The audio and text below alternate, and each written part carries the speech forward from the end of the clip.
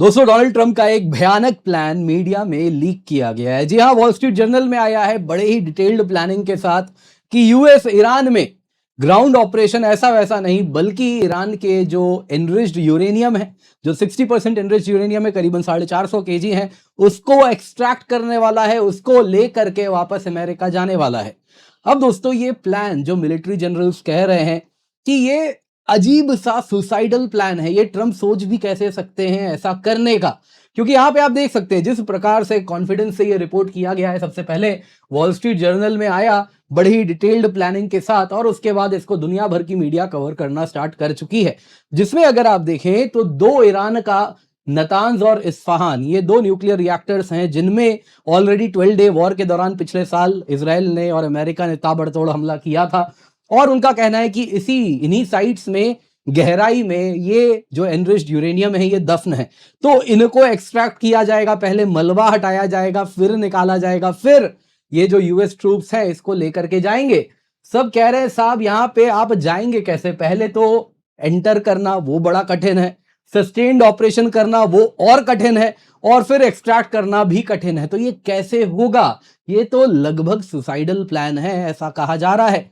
दोस्तों, यहाँ पे ट्रंप जो कर रहे हैं, ऑलरेडी ईरान ने कहा है मानो जैसे वो इसका इंतजार कर रहे हैं। Welcome to hell, US troops आएंगे, वो केवल कॉफिन में जाने वाले हैं, क्योंकि यहाँ तो वॉर मैन टू मैन होने वाला है। ये जो स्टैंड ऑफ वेपन्स जिसका इस्तेमाल अमेरिका बड़ी ही निपुणता से करता रहा है, वो एडवांटेज वैसा बचेगा नहीं। तो यहाँ पे ट्रंप सोच क्या रहे हैं? कई लोग कह रहे हैं या तो ट्रंप पागल हो गए हैं, या बाकी सबको पागल समझते हैं जो इस प्रकार का वो ऑपरेशन अंजाम देने वाले हैं। तो क्या हो रहा है, क्या एग्जैक्टली ट्रंप के मन में चल रहा है? क्या ट्रंप ब्लफ कर रहे हैं? आइए जरा मिलिट्री जनरल का क्या पर्सपेक्टिव है इस प्रकार के ऑपरेशन में, और साथ साथ क्या लीक हुआ है, आज के वीडियो में इसी पर चर्चा करते हैं। पर इससे पहले आगे बढ़े, आप सभी से निवेदन है वीडियो लाइक करें, चैनल सब्सक्राइब करें, बेल आइकन अवश्य दबा दें। और साथ ही साथ दोस्तों, आपको बताना चाहूंगा अनअकैडमी में जो एजुकेशन मिल रही है ये आपको एग्जाम क्लियर कराती है। जी हाँ, 109 से अधिक ऑनलाइन क्लासरूम प्रोग्राम के स्टूडेंट सेलेक्ट हुए हैं। ये दिखाता है अनअकैडमी में जो ऑनलाइन क्लासरूम प्रोग्राम में हम पढ़ा रहे हैं वो रैंक दिलाता है, इंक्लूडिंग ऑल इंडिया रैंक 1 हमारे ऑनलाइन क्लासरूम प्रोग्राम से आए हैं। यानी कि यहाँ पे एजुकेशन जो मिल रही है हाईएस्ट क्वालिटी की है, but at the same time इस वक्त सबसे अफोर्डेबल प्राइस पे आपको मिल रही है। आप देख सकते हैं एक साल की सब्सक्रिप्शन मात्र 16,999 रुपए में मिल रही है।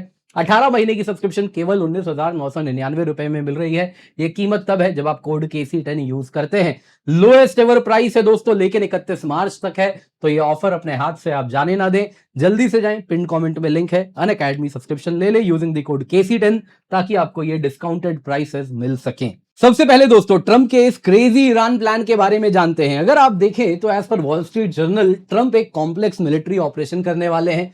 400 से 450 केजी ईरान का 60% हाईली एनरिच्ड यूरेनियम, उसको फिजिकली एक्सट्रैक्ट करने के लिए US troops on the ground भेजे जाएंगे।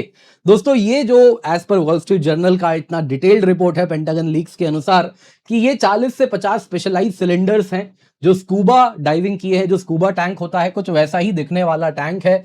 कुछ 40 से 50 ऐसे टैंक है जिनमें ये हाईली एनरिच्ड 60% यूरेनियम हेक्साफ्लोराइड इनमें स्टोर्ड है। इनको ही लेके अमेरिकन सोल्जर्स को वापस आना है, यही उनका मिशन है। और ये दोनों के दोनों दोस्त, ये जो 40 से 50 टैंक्स हैं, ये दो साइट्स में लोकेटेड है, जैसा मैंने बताया, एक इस्फहान, दूसरा नतांज, जो कि दोनों ही डीप इनसाइड ईरान है। ऐसा नहीं है कि समुद्र किनारे हैं, गए करके आ गए, बिल्कुल नहीं, हालांकि वो भी बहुत कठिन है। ये डीप इनसाइड ईरान है जहां पे इनको ये ऑपरेशन अंजाम देना है। और एज पर प्री स्ट्राइक जो 12 डे वॉर हुआ था उसके पहले, as per International Atomic Energy Agency, Iran का 60% हाईली एनरिच्ड यूरेनियम था, जो कि 400 से 450 केजी की संख्या में था। और यदि इसको 90% से अधिक एनरिच कर दिया तो ये बॉम्ब ग्रेड हो जाता है।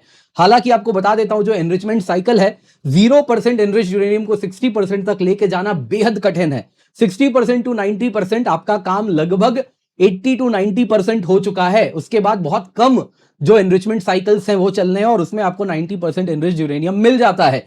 और 400 से 450 केजी 60% एनरिच यूरेनियम इतना है कि आप 10 से 12 न्यूक्लियर बॉम्ब बना लेंगे।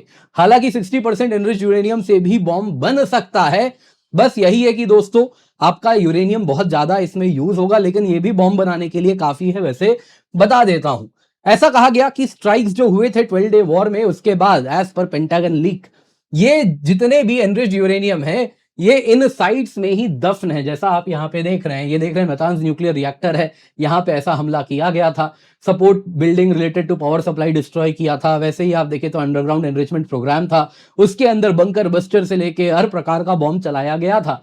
इस्फहान भी आप देख सकते हैं कुछ वैसे ही इस प्रकार की स्थिति में कर दिया गया था।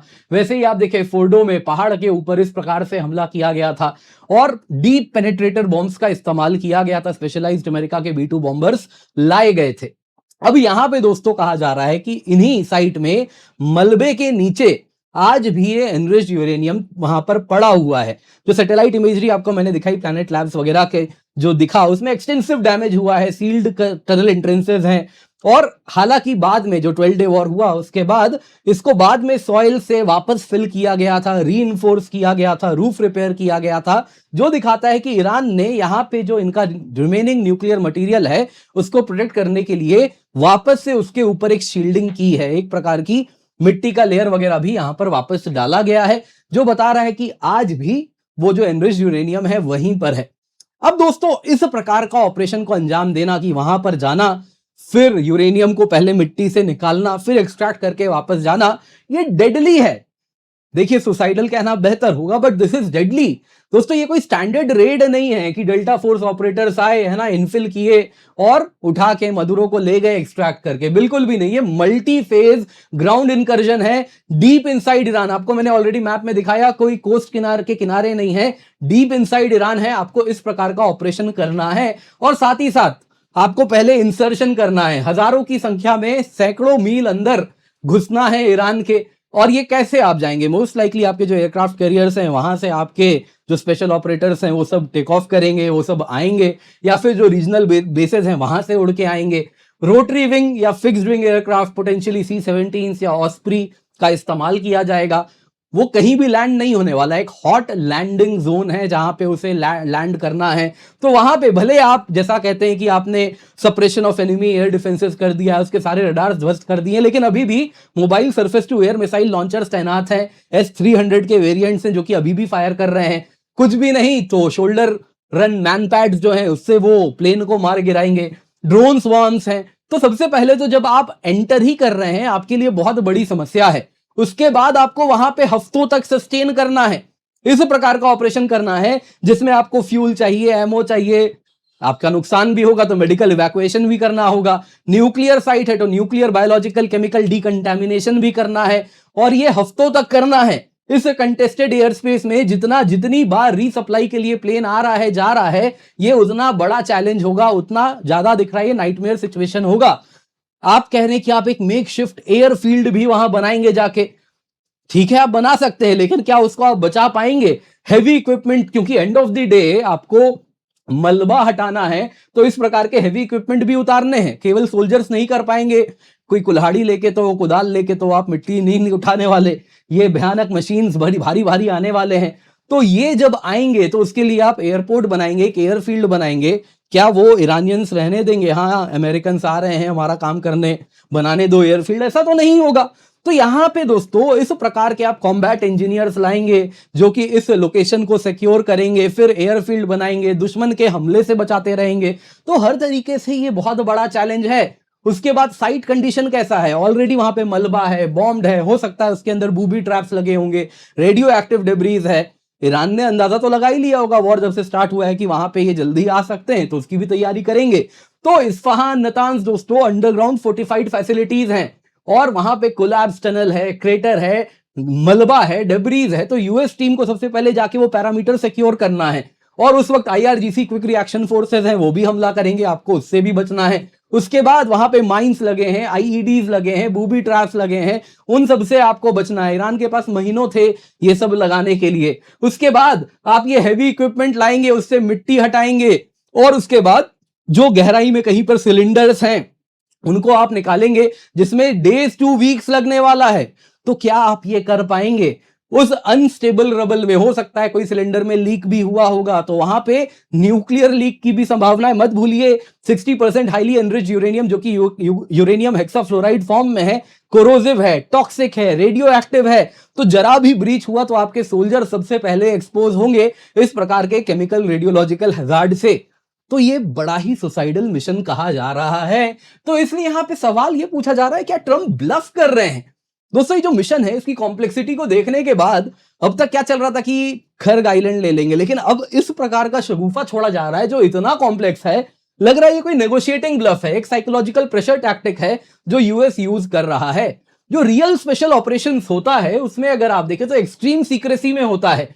डिटेल्ड ऑप्शन इस प्रकार से लीक करना, सैकड़ों ट्रूप आएंगे, मेकशिफ्ट एयरफील्ड बन जाएगा, रेडियो एक्टिव सिलेंडर का एक्सट्रैक्शन हो जाएगा। वॉल स्ट्रीट जर्नल को इस प्रकार से डिटेल्ड न्यूज आ रहा है जो मल्टीपल मीडिया हाउसेस रेजोनेट कर रहे हैं। इस मीटिंग के केवल 24 से 48 घंटे में यह बताता है कि ये कहीं से भी ऑपरेशनल सिक्योरिटी के दौरान जो सीक्रेसी रखी जाती है उसका ठीक उल्टा यहां हो रहा है, जैसे जानबूझ के बाइट्स दिया जा रहा है लीक करने के लिए। दोस्तों, ये टेक्स्ट बुक ट्रंप है। एक तरफ अपने पब्लिक को दिखाने के लिए ट्रंप दिखा रहे हैं, देखो मैं कितना डरा रहा हूं, एक्सट्रीम थ्रेट है, ईरान को बताने के लिए देखो हम क्या कर सकते हैं। दूसरी तरफ इंटरनली वही ट्रंप ईरान को प्लीड कर रहे हैं कि हमें एक फेस सेविंग एग्जिट दे दो, हो गया वॉर, खत्म करना है। बॉटम लाइन क्या है? ये जो ऑपरेशन है दोस्तों एक्सट्रीमली डिफिकल्ट है।